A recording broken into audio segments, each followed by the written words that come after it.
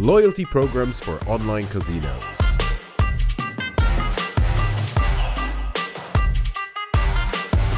All right, let's start. So, retention has been a very controversial topic. Everybody thinks that they know about retention a lot, but when it comes to, when it comes to cross the bridge, something wrong is happening. So, my first question would be the next. How do you guys currently, and there we go, there boy, Andrew Karpenko, nice to meet you. So, let's start with you, Anastasia. How do you currently approach the retention side of things at N1 Partners? And what are the best, not the best, let's say, the most dangerous part, throughout that path? The most dangerous part? The most difficult part? Honestly, the most difficult part is starting from acquisition and from the first steps of player who is, starting his journey on the project. So it's kind of very, very important to make players stay with us during his first steps. And yes, of course, we are using let's call it classic loyalty programs like tiered VIP levels, tiered casino loyalty program. But except from that, of course, we are keeping the modern tendency and we're using a lot of gamification tools, marketing tools.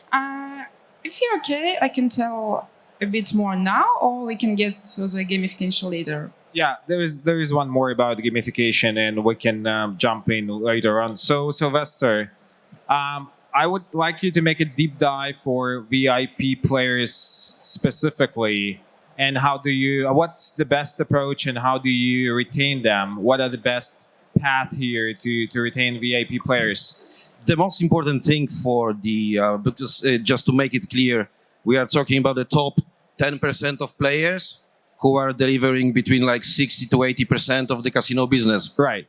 So it's very important how to tackle this. So the most important thing, if we are talking about the retention and the loyalty of the player, is the personal touch of the VIP account manager. So the person who is really handling the player, building the relationship, is making the player happy, and keeping the player playing and spending money.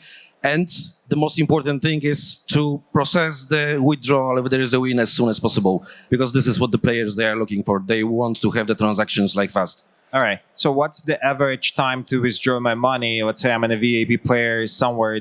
It depends on the method, of course, because if we will go for a traditional bank transfer, it can take up to 3 banking days, yes. But it's not. It's more likely how fast we are processing inside. All right. So we have set of notifications that the account manager, they know that there is a request for the withdrawal, and they can take the action promptly. All right. Andrew, so what are the challenges? Hi, everybody. The challenges for the VIP players, you mean? No, I mean, overall, just for the whole user base, how do you approach them? What are the challenges you can oversee right now, and how do you approach them as a retention side of things, let's say so? To be true, for us, the most difficult thing in retention is the analytics part of the process, because the aiming of your activities is not something easy, to analyze and calculate what exactly that you've done impacts the overall growth on your retention pyramid and so on. All right. I want to talk about numbers right now, because when you say we have those gamification, cashback, bonuses, in your P&L, it's still bonus deduction thing, right? You have to spend your money in order to get them back. So my question is, how do you evaluate let's say an ROI for those cashbacks and stuff like that? So let's say you get from 8 to 15% bonus deduction in your P&L. And at some point of time, you expect, at the end of the day, you expect to be profitable, and well, the main idea here is just to make money off of that. So how does that currently work from your P&L side of things? And how happy you are having your regular bonuses, free spins, cashbacks, whatever kind of gamification things you do? Actually, we forecast each activity. We forecast bonus emission for each activity. And we always take a look at what we've done and how did it work in terms of profit for us. We understand which players like which bonuses. We understand which bonus strategies make submission more or less submission. And when you're calculating, analyzing it day by day, you have the result. And let me ask you a follow-up question here. How do you segment those users? Because for VIP players, you have to have this separate strategy to get them back. For, let's say, the middle ones, there will be this not kind of the same, but for the first registrations, let's say the user has been registered for last 48 hours, and you have to, well, it's still kind of an acquisition still, right? So how do you segment them? To be true, we always experiment. We try different strategies for different segments. We see the result of this, and then we make the decisions, build new hypotheses, and check them. Right. And hypothesis that works well, we do. All right. Anastasiya, what's your stake on that? How do you do that internally in your team? Okay. It's not that difficult to calculate the bonuses. Normally, I can say that we expect that share bonus is going to be like from 10 up to 20% from GGR, which is okay. But I'd like to add that there are two approaches, like minimum two approaches, when you can even higher the shared bonuses to 30% from GGR. We have experiment. Yeah, it's really a lot, and we didn't expect that. But at some point we had a thought, let's try, okay? And we tried, but it's ended with a great result. We increased the shared bonuses, but it increased our revenue and the results we got at the end. So you can make tests and you'll see what happens. So normally it's like from 10 to 20% from GGR, but it can be more. You should try it, and probably you'll be happy with the result. Right. But I promise you will be happy. Okay. My question is here, what's the max amount, the bonus deduction you did? Let's say you said 30%, and I'm trying to figure out if there's a consistent thing, if I raise to 50 or to 60 or to 70, if that a consistent and interconnected thing, or what's the max bonus deduction where the grow just will stop? So I think that 35 is critical. all right. No more than 35, in my opinion. All right. In my This is a burning point, and you can you should be very careful, and it's kind of maximum. The VIP players, Sylwester, Tom, how do you approach the VIP players, and how do you segment them? Are there any segmentation between VIP players like Super VIP or Mega VIP or we are sitting on terabytes of data, yeah. So how much do you pay for AWS? We pay a lot. I cannot tell you, but VIP team is working like hand in hand directly with our data science team. So basically, like every single week we are coming up with something, and in the VIP team, especially during the onboarding process of the new operators to the VIP business, we are really careful about the bonus cost. We pay a lot of attention to bonus cost. We are monitoring bonus cost on a weekly basis versus deposits versus GGR versus NGR. Just to, of course, NGR, GGR, we don't have, like full influence because one player can destroy your revenue during the week, but versus the bonus, the deposits, yes. And we are warning all of the operators that I know it's very competitive market. On the affiliates website, you can see 150%, 200%, third, right, fourth bonus, and if you are too generous on the beginning, you can end up with really high bonus cost, and it may cause that you will have to cut your costs, and there will be no acquisition, no retention, no VIP. Easy. Okay.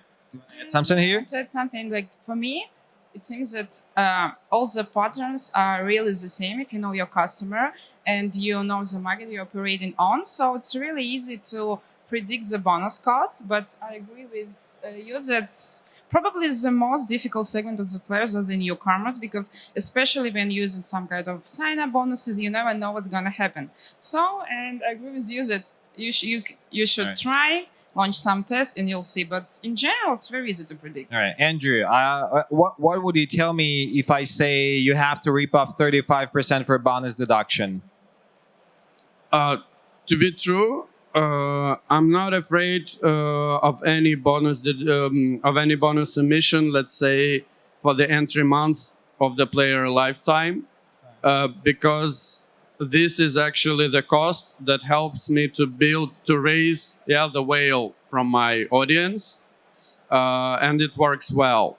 So I'd even say that 45 to 50% for the first month is it's bad for me, it's hard for me, but we do it because it brings the profit in the long term. All right, I have an entertainment for you. Let's say you just opened the bottle and I'm a lovely genie and I offer you to decide. So you have a turn.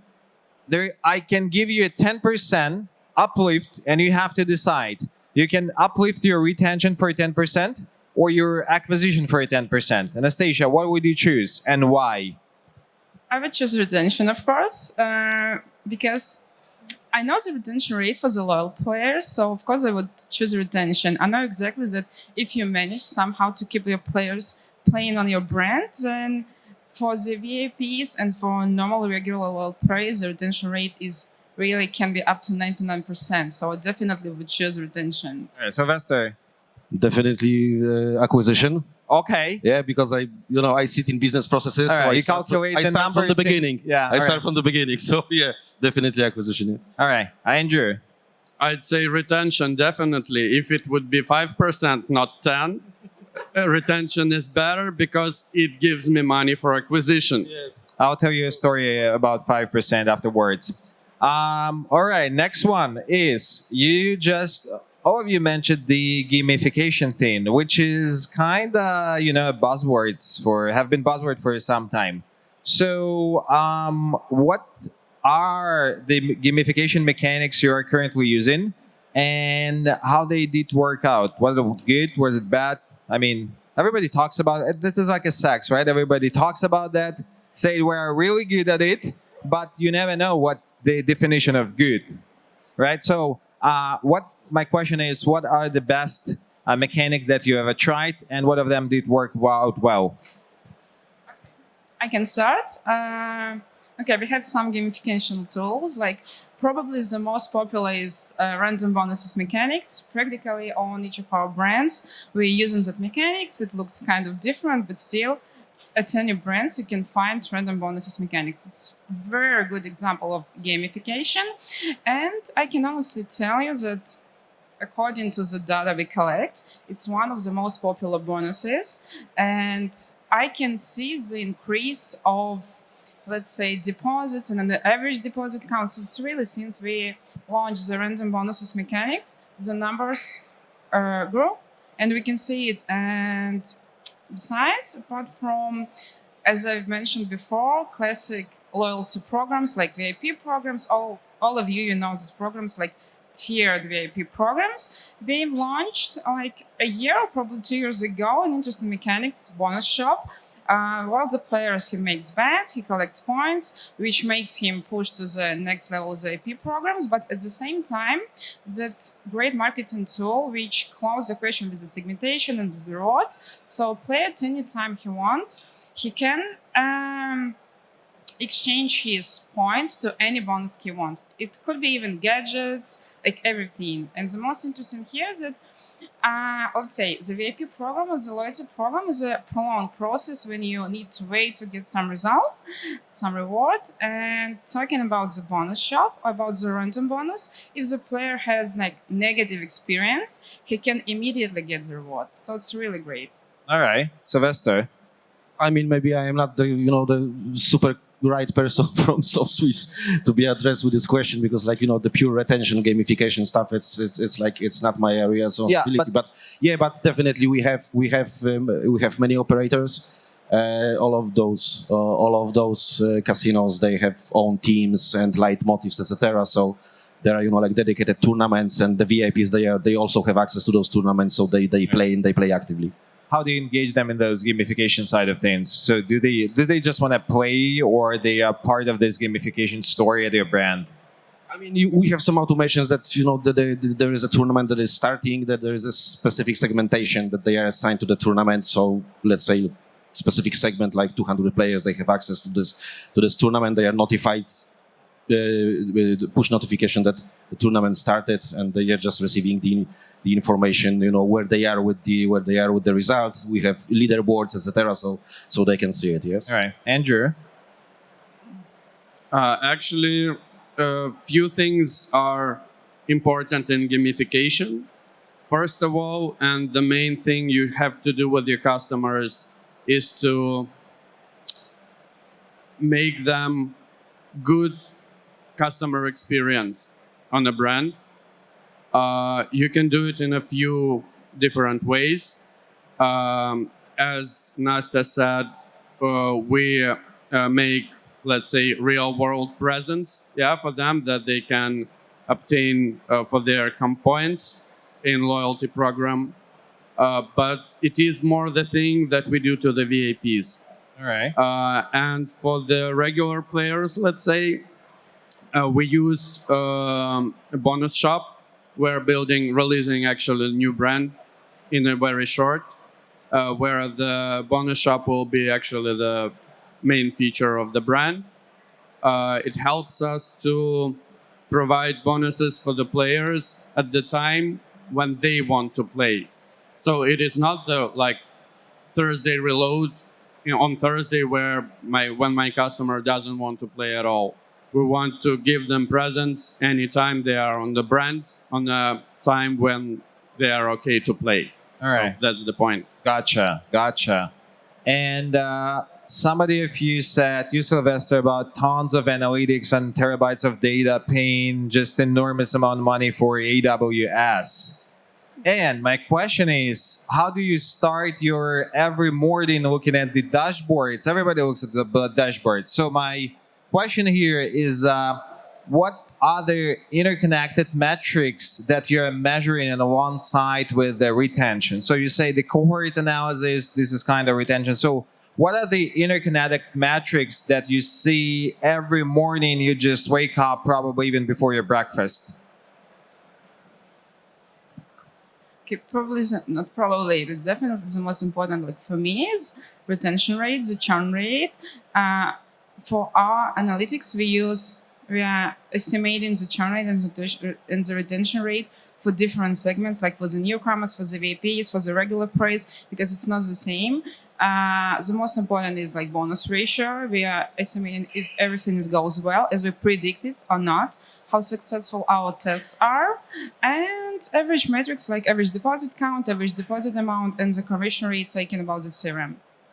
All right, Sylwester. When I'm waking up in the morning, I still remember the report from last day. So, no, basically, our standard report is the Excel spreadsheet from column A to column AA, so 27 columns.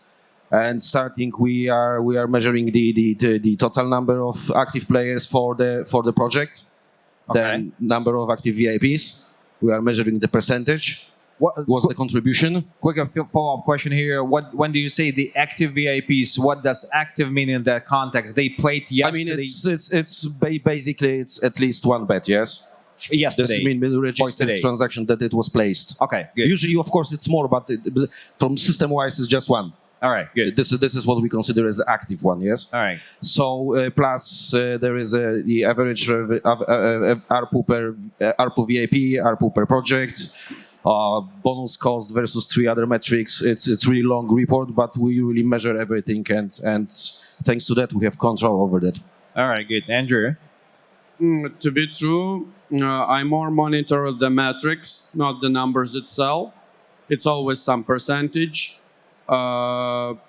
starting from visit to deposit, registration to deposit, visit to try, registration to try. For the retention, we usually check the cohorts, standard cohort pyramid, but we see it in money and in months and in deposit numbers. All right. It shows us how the things are going. We see if everything is going well and so on. Regarding the bonus emission, I do not monitor it on a daily basis because it has quite a big distortion connected to the traffic portfolio and some other activities. So I just check it like once a week or something.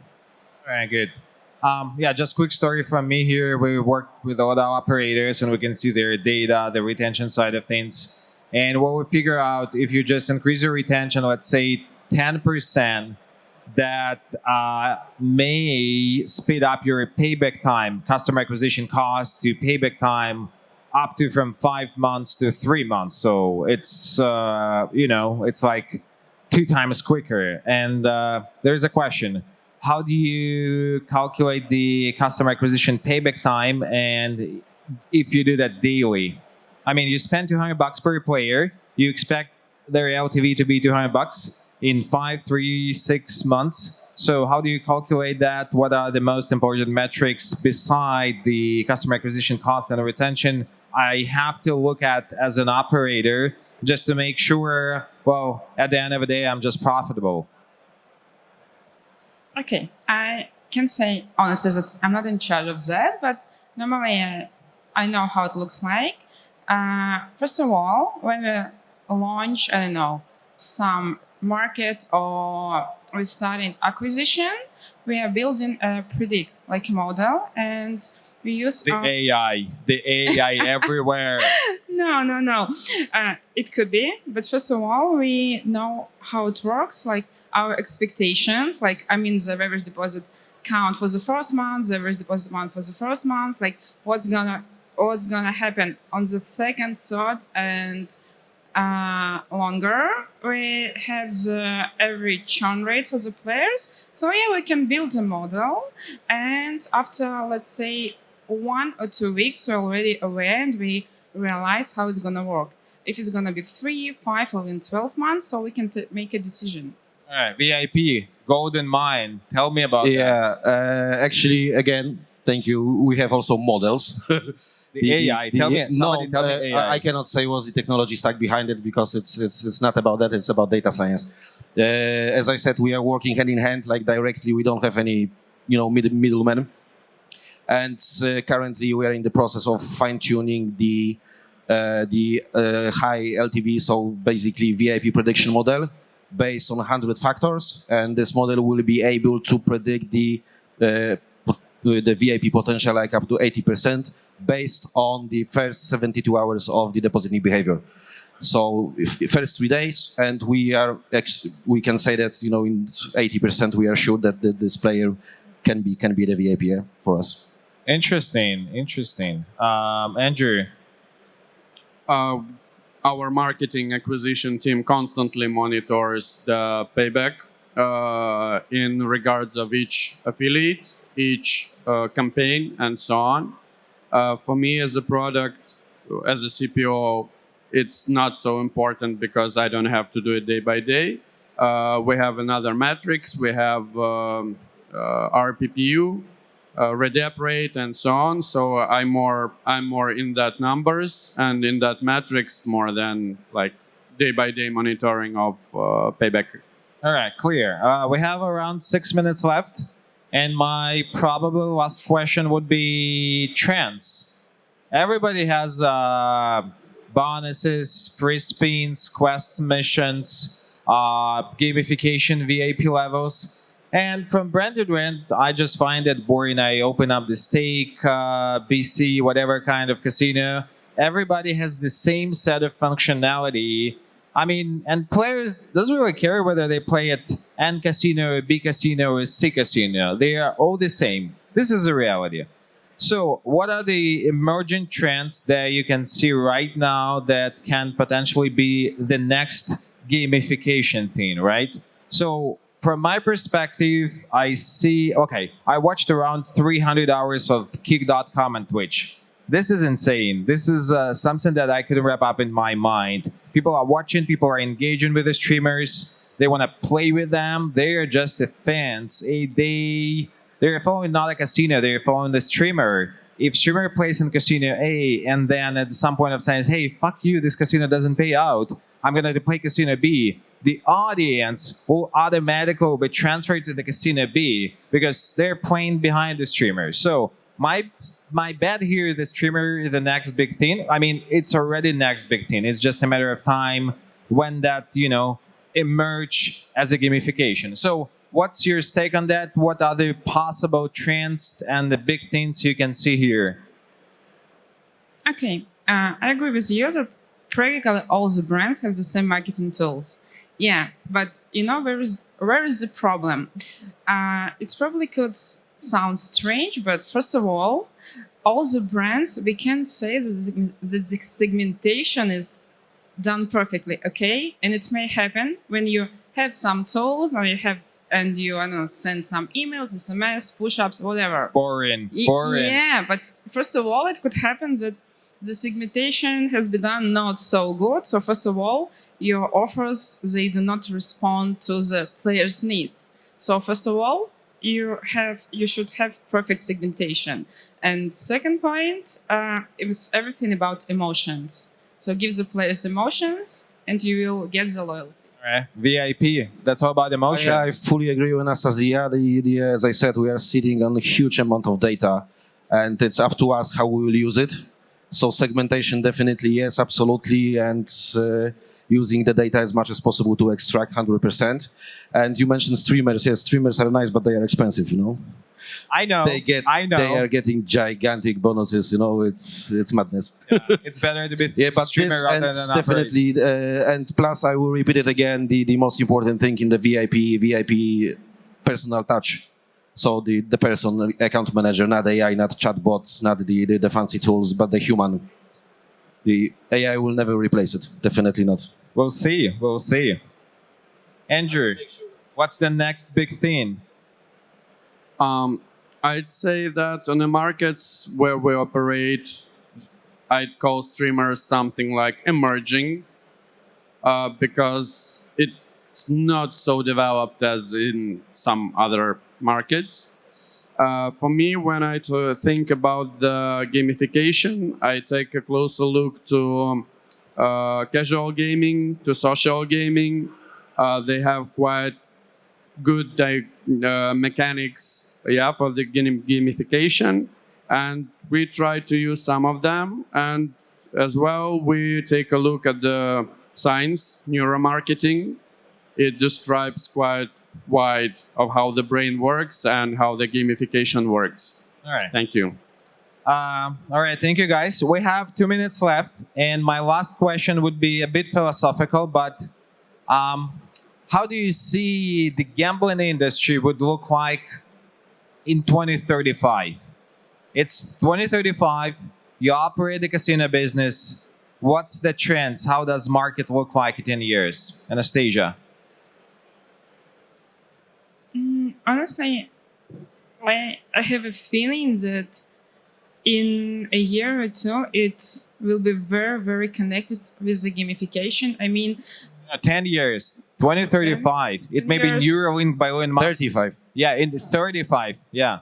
So it could be, you can play with your mind. That's how you imagine, you make a bet in your head. Okay, let's put it that way. I think first of all, in 10 years, operators are gonna know everything about you. Probably you'll have the thought that you will play this or that slot, but operator will know it earlier even than you. And I think the segmentation is gonna be perfect, and it's gonna be very, very high quality products. All right, Sylwester. I'm scared. No? Okay. No, I think that it will be like, I don't know, it's off the top of my head, it might be close, you will receive the game before you think about it. Something like that. It's already happening on Facebook, so. All right. Andrew, 2035, how does that look like?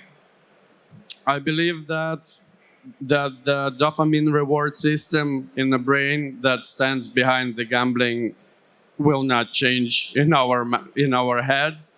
I believe that the gamification, let's say, triangle will not change as it works for like hundreds of years. So I believe that the only thing that will change is the gadget which the customer will use to play.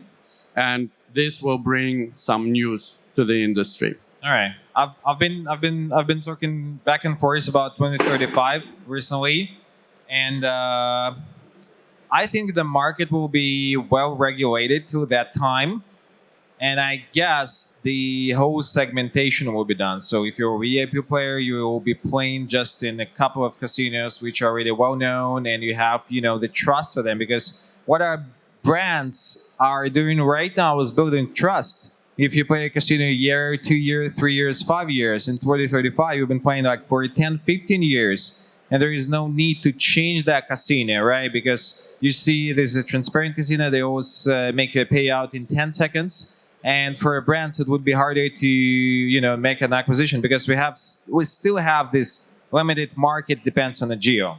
All right, I guess that was a good point to wrap it off.